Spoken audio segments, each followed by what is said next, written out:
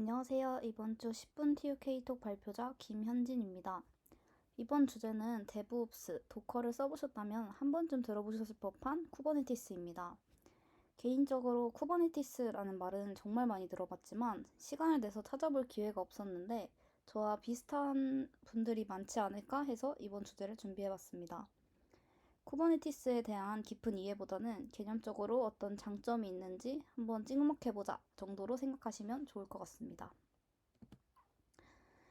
먼저 쿠버네티스를 알아보기 전에 어플리케이션 실행 환경의 변화를 먼저 살펴보겠습니다. 어플리케이션 실행 환경은 위 사진처럼 세 번의 변화를 겪어왔습니다. 물리적 서버에서 변경사항을 쉽게 적용이 불가하며 유지 관리 비용이 높은 온프레미스 방식에서 어플리케이션 간 격리가 가능하고 보안 환경 유지가 비교적 가능해진 VM 방식, 그 다음에 마지막으로는 클라우드 및 OS 배포 전반에 걸쳐 이식이 가능한 컨테이너 방식으로 왔고, 여기서 우리가 자주 사용해봤을 도커가 등장합니다. 도커 컨테이너는 배포가 쉽고 빠르며 시스템 의존성을 쉽게 업그레이드 할 수 있어서 스케일 아웃에 굉장히 용이합니다. 또한 CPU 리밋, 메모리 리밋 등의 시스템 자원을 효율적으로 활용할 수가 있고, 무엇보다 아까 말씀드렸던 가상머신보다 성능 면에서 훨씬 뛰어납니다. 하지만 이렇게 컨테이너화된 어플리케이션 역시 관리가 필요합니다. 여기서 이 문제를 해결해 줄 수 있는 게 바로 쿠버네티스입니다. 쿠버네티스는 컨테이너화된 어플리케이션을 배포, 관리, 확장할 때 수반되는 다수의 수동 프로세스를 자동화하는 오픈소스 컨테이너 오케스트레이션 플랫폼입니다. 자, 그러면 오케스트레이션이 뭘까요? 수많은 연주자들이 지휘에 맞춰 연주하는 것을 우리는 오케스트라라고 흔히 말합니다. 컨테이너 오케스트레이션은 말 그대로 컨테이너들을 지휘하는 메인 컨트롤러가 있고 그 지휘에 맞춰 컨테이너의 배포, 관리, 확장, 네트워킹을 자동화하는 것을 말합니다. 컨테이너를 사용하는 어떤 환경에서든 사용이 가능합니다. 자, 그러면 지금부터는 쿠버네티스의 장점에 대해 알아보겠습니다. 예를 들어서 하나의 컨테이너가 업로드를 담당하고 다른 하나의 컨테이너는 인증을, 그 다음에 또 다른 컨테이너는 결제를 담당하는 서비스가 있다고 한번 가정을 해보겠습니다. 하나의 서비스가 제대로 실행되기 위해서는 모든 컨테이너가 동시에 업로드가 되어야 합니다. 그런데 만약 그 컨테이너 중 하나가 첫 번째 사진처럼 다운이 돼버린다면 직접 다시 컨테이너를 재실행해야 합니다. 하지만 쿠버네티스를 사용한다면 쿠버네티스가 방금 같은 상황에서 컨테이너를 다시 재실행시켜줍니다. 이게 이제 쿠버네티스를 사용하는 첫 번째 장점으로 일단은 컨테이너의 모니터링을 실시한다는 것입니다. 따라서 오른쪽 사진처럼 컨테이너가 많은 경우에는 쿠버네티스가 굉장히 유용하겠죠. 또한 쿠버네티스의 두 번째 장점입니다. 쿠버네티스는 컨테이너의 개수를 조정할 수 있습니다. 만약 갑자기 수천 수만 명의 유저가 접속하는 상황에서 우리의 웹이나 앱이 준비가 되어 있지 않다면 쿠버네티스는 해당 웹 니즈에 맞춰 자동으로 새로운 컨테이너를 만들어줍니다. 또한 추후에 다시 유저가 줄어서 이 니즈가 줄어든다면 컨테이너를 미리 지정해둔 최소 숫자로 자동 조정도 가능합니다. 기존에는 직접 조정을 해야 하는 작업이었지만 쿠버네티스가 이것을 도와주는 것입니다. 자동화를 시켜주는 거죠.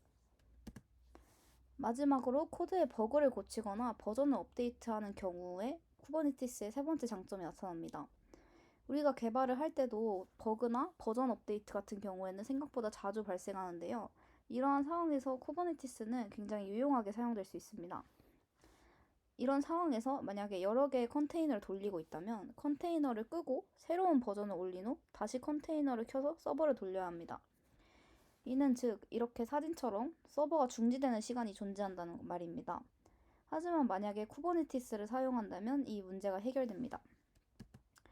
쿠버네티스가 웹사이트가 다운되는 것 없이 이런 식으로 컨테이너의 신규 버전을 하나씩 업데이트 해주기 때문입니다.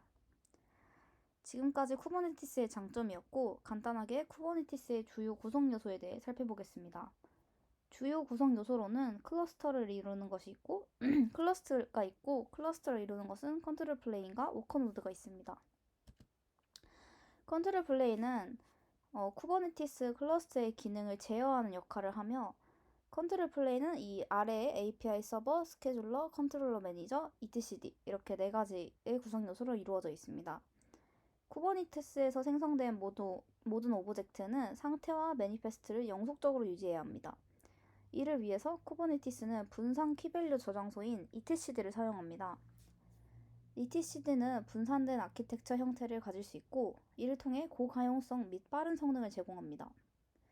다음으로 API 서버는 클러스터의 모든 구성 요소가 다른 구성 요소와 통신하기 위해 필요한 중요 구성 요소입니다.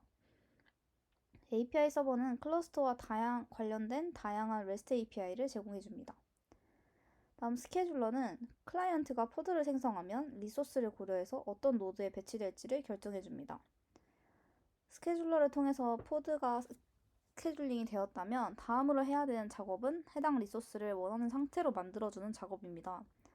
쿠버네티스에서는 이러한 작업을 수행하는 컴포넌트를 컨트롤러라고 합니다. 컨트롤러 매니저는 다양한 컨트롤러들을 실행해주는 역할을 담당합니다. 마지막으로 워커 노드입니다. 워커 노드는 실제 어플리케이션이 실행되는 노드로 쿠블렛과 쿠브프록시라는 두 가지 구성 요소를 가지고 있습니다. 아까 앞에서 말씀드린 것처럼 스케줄러에 의해서 포드가 스케줄링이 되면 API 서버는 쿠블렛에게 포드를 생성하라는 요청을 보냅니다. 이 요청을 받은 쿠블렛은 지정된 컨테이너 런타임과 이미지를 사용해서 컨테이너를 생성합니다. 또한 실행 중인 컨테이너를 모니터링하며 관련된 정보를 API 서버에 보내게 됩니다. 쿠브프록시는 서비스의 IP, 그 다음 포트로 들어온 접속을 서비스의 엔드포인트에 해당하는 포드에 연결해주는 역할을 담당합니다. 여기 있는 링크들은 제가 이 발표를 준비하면서 찾아본 참고 문헌 및 영상들입니다. 굉장히 자세하고 디테일한 정보들이 많이 있었으니 혹시 더 찾아보고 싶으신 분은 참고하시면 좋을 것 같습니다. 이상으로 쿠버네티스에 관련된 발표를 마치겠습니다. 감사합니다.